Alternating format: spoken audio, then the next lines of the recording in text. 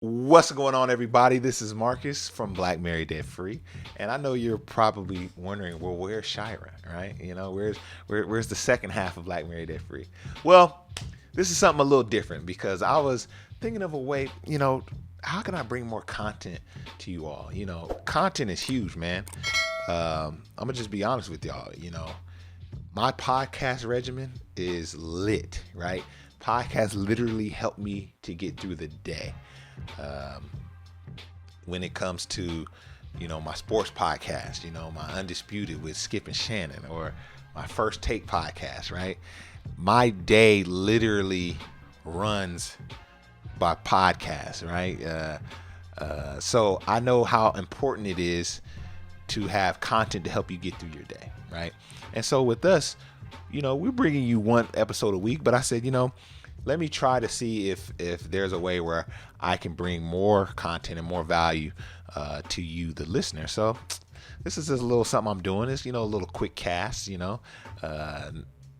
maybe, I may run long on some of these, or, they may be 5-10 minutes, but I thought it would just be something really dope to do, sit down with you, and kind of talk about things I find interesting or things I find on the internet in the area of finance, of course, and let's just be honest, things that Shire probably wouldn't talk about with me, right?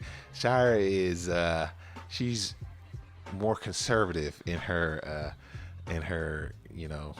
well, she's not conservative, but I'm more opinionated and more willing to be opinionated online than she is. Now, offline, she got me beat, but, so I may give my opinion on things that maybe she doesn't want to touch. So that's what we're going to do here, right? We're going to talk about just different things that I see on the internet that I find interesting, and hopefully if you get value out of it, you'll let us know by leaving it, leave your boy a 5-star review. Let me know, hey, I really like the new content Marcus is bringing on the Black Married and Debt Free, I guess network now we can call it, huh? Right? But anyway, I want to talk about something that it was very interesting. Shout out to Petway Estates, the Petway crew. They were on our show. Man, it's been a while now, but they're real estate investors and friends of ours, and stumbled on their Instagram, and they had a really dope post on IG sharing about the changes that were made in the city of Atlanta to the Airbnb short-term rental world, right? And Atlanta really set a huge precedent, I think, there. So I want to kind of break some of that down and tell you, a little bit about that, and get your thoughts on what you think about this. So for those of you who aren't familiar with the term home arbitrage, right? And there have been a lot of investors that have been able to use this real estate investing strategy and really scale it massively. Some people that I've followed online really have shared this strategy and how they've been able to just 10-20x the home arbitrage strategy. Really, it's as simple as subleasing, or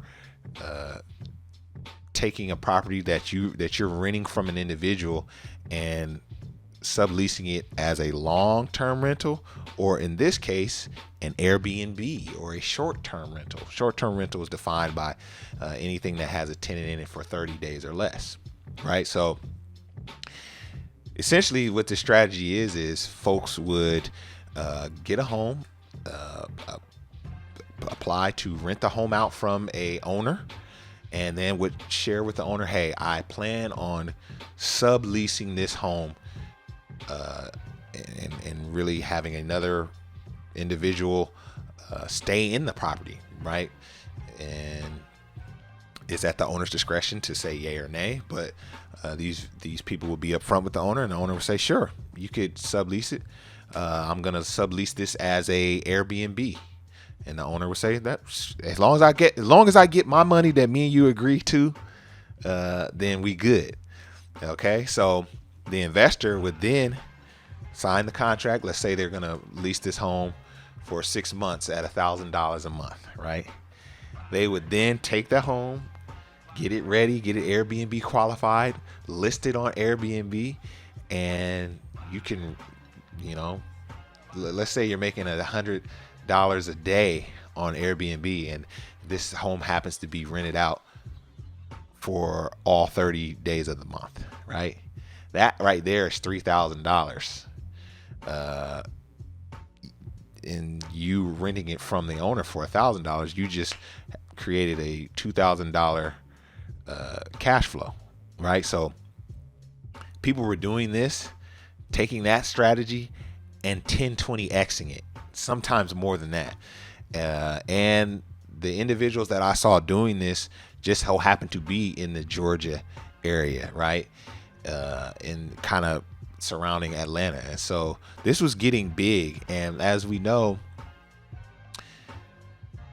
we're in a housing crisis. I saw a statistic that said in 2008, we roughly had 4 million homes for sale.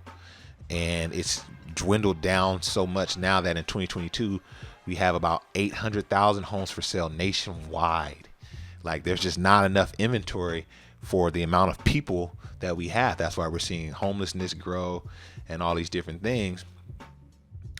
Well, if you got one individual using 20 homes, subleasing them and using them as short-term rentals, we got a big problem, because we need homes for families to live in, right? And the city of Atlanta saw this as a huge problem.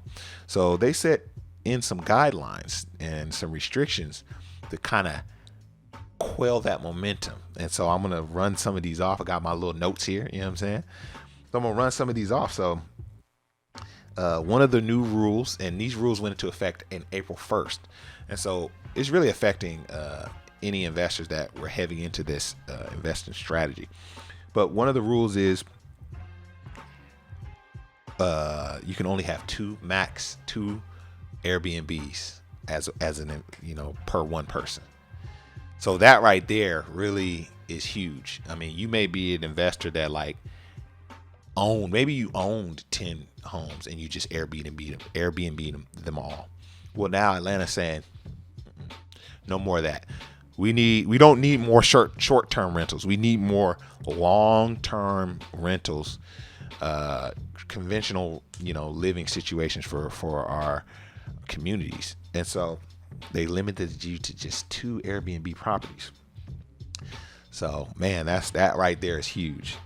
Also, there's a $150 license that you need to even be able to be an Airbnb host. You're gonna have to now have a licensing fee through the city of Atlanta to do that. And the license only lasts 12 months, which is interesting. You're gonna definitely have to re-up on that. And the owner also now, any owner of Airbnb property in Atlanta must pay an 8% hotel motel tax. So if you've ever spent the night at a hotel, there's a lot of taxes involved. Sometimes they tax you more if you're coming from out of state or whatever, but there's always like a little tax there, right? And so now they're saying, hey, you're no different than a motel or a hotel, so we're gonna tax you as such. And so now they're doing a 8% tax on each Airbnb property. Another thing is that any violation will potentially or will result in a $500 fine and potential loss of license. So if you were an investor that really was heavy in this strategy, if your entire portfolio was based on the subleasing to short-term rental strategy, what do you do now, man? You know what I mean? And I think one thing it speaks to is we're at a crossroads, right?